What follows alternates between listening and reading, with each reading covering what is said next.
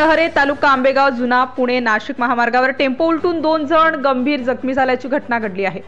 MH14JL 4264 Bhimashankar hi tech नर्सरीला रोपे वाहतूक करणारी टेम्पो कळंबच्या दिशेने जात असताना रस्त्याने जाणारी दुचाकी आडवी आल्याने त्याला वाचवण्याच्या प्रयत्नामध्ये सदर रोपे वाहतूक करणारी टेम्पो ही समोर चालत असलेल्या चेशीला धडकून टेम्पो जागेवर पलटी झाला व टेम्पोमध्ये प्रवास करणारे 2 युवक जखमी झालेले आहेत।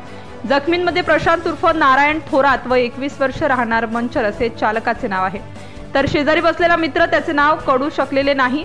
स्थानिक एकलहरे येथील युवकांनी सदर टेम्पो सरळ करून जखमींना बाहेर काढले व दवाखान्यामध्ये उपचारासाठी पाठवले आहे।